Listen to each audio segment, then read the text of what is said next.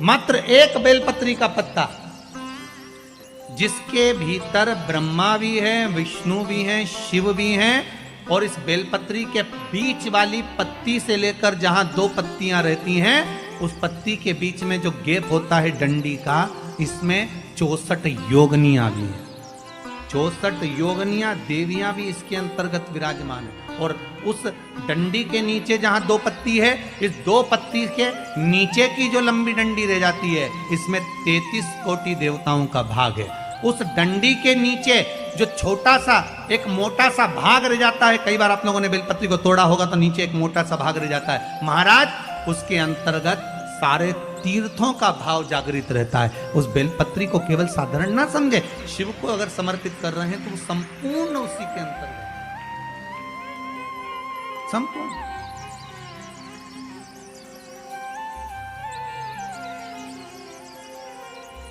केवल आप लोगों ने बेलपत्र अगर कभी शिव जी पे चढ़ी हुई, हम तो कई बार निवेदन करते हैं कि आप उसका सेवन हफ्ते में एक बार, जिसको भी शुगर हो, बीपी हो, थायराइड हो, हफ्ते में एक बार शंकर जी पे चढ़ी हुई बेलपत्र अवधूतेश्वर महादेव के नाम से, कौन से महादेव? अवधूतेश्वर महादेव के नाम से खाना प्रारंभ कर देना चाहिए, हफ्ते में एक बार। और जिसके भी घुटने में प्रॉब्लम रहती है या डॉक्टर ने बोल दिया कि घुटना बदलना पड़ेगा, तो उनके लिए निवेदन है, शिवरात्रि के दिन रात्रि को 12 बजे शंकर जी पे चढ़ी हुई बेलपत्र, भगवान शंकर पर चढ़ी हुई बेलपत्र, शिव जी के मंदिर पर ही बाहर खड़े होकर शिखर का दर्शन कर कर उस बेलपत्र को चबा चबा कर खा लीजिए।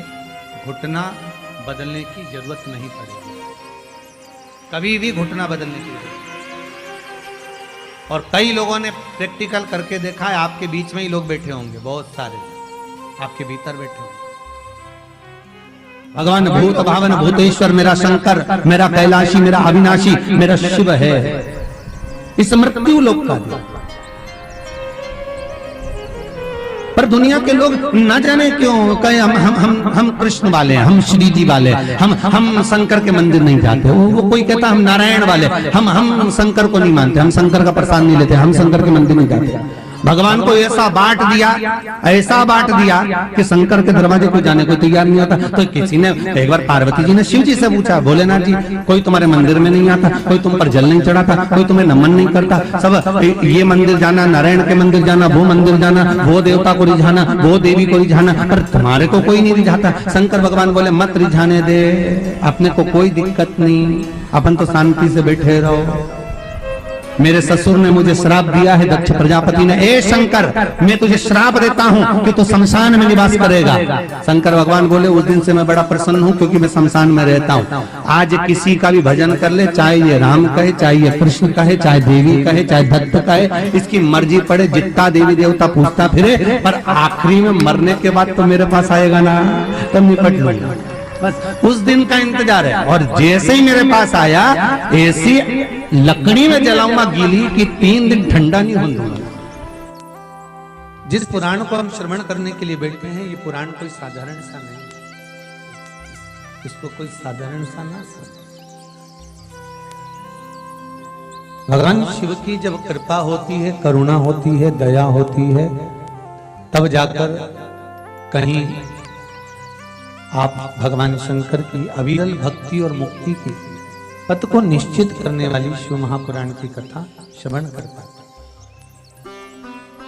भगवान देवाधिदेव महादेव, करुणा सागर भगवान शंकर, दया सागर, जिन्होंने आप सबको यहां पर आमंत्रित करा,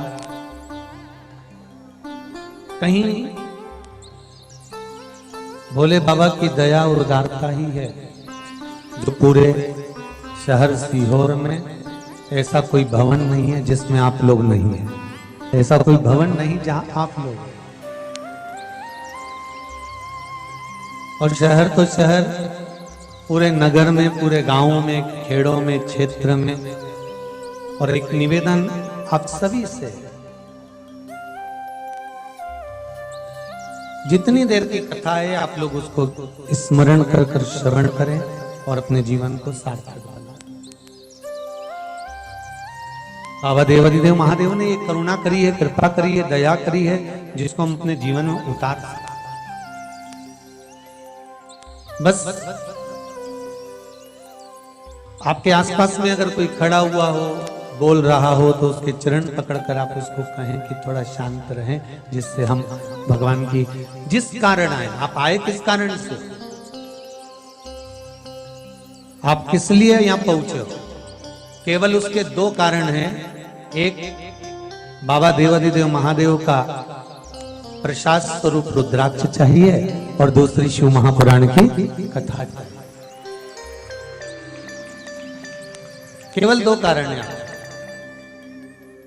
और उसके सिवाय कोई कारण आपके पास में है? कौन किसके यहाँ आता है जी? किसके बस का है? जो कोई आए जाए, किसके बस का? ये तो देव आदिदेव महादेव की करुणा, कृपा, दया, उदारता है, जिसके बल पर हम भगवान की अविरल भक्ति और मुक्ति का साधन शिव महापुराण कथा का रसास्वादन करते। शंभो शरणे मांगू घड़ी रे घड़ी, दुख काटो दया करी ने दर्शन आपो। शंभो शरणे मांगू घड़ी रे घड़ी, दुख काटो दया करी ने दर्शन आपो। बाबा से केवल एक निवेदन, एक प्रार्थना और बाबा से केवल एक विनती, हमारे जीवन की एक सार्थक कि तेरा ही दिया मैंने खाया पिया है, तेरा शुक्रिया है, तेरा शुक्रिया है। मुझे भोले बाबा ने बहुत दे दिया है, तेरा शुक्रिया है, तेरा शुक्रिया है। ये जायदाद दी है, औलाद दी है, मुसीबत में हर वक्त इमदाद दी है, तेरा ही दिया मैंने खाया पिया है, तेरा शुक्रिया है, तेरा शुक्रिया है। उसकी कृपा ना हो तब तक कोई कार्य हो ही नहीं सकता।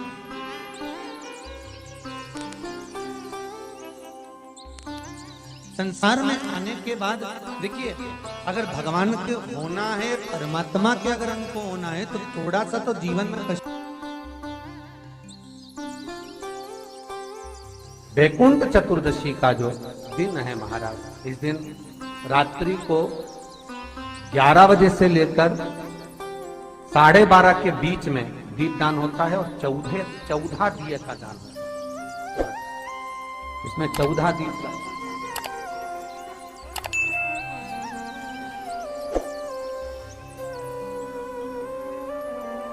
14 निवेदन है आप सबसे कि प्रयास करना कि घर के बाहर आप एक दीप, जहां पर आपका जलाशय है, पानी का स्थान है, वहां रख दें और एक दीप तुलसी के क्यारे के पास रखें। बाकी के दीप आप घर के बाहर लगा। 14 दीप। वृंदा की आंखों से आंसू बह रहे हैं, नैनों से नीर बह रहे, और वृंदा ने उसी समय भगवान शंकर को बुलाया, भोलेनाथ पधारो पधारो। शिव सामने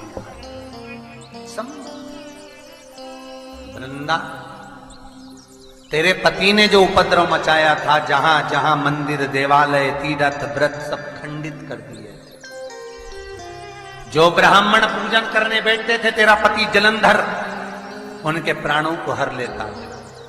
वृंदा, कहीं किसी गांव में अगर भोजन और भंडारा होता था तो तेरा पति उसमें कुछ गलत पदार्थ मिला देता था।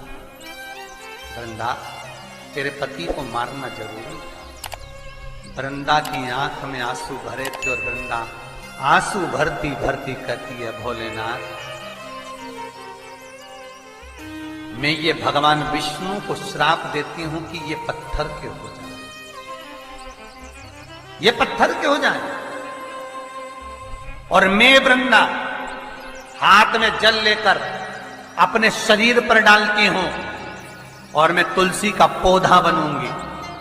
पर भोलेनाथ, हे शंकर, हे शंभु, हे त्रिकालदर्शी, हे कैलाशी, मैं तुलसी कभी आप पर नहीं चढ़ूंगा।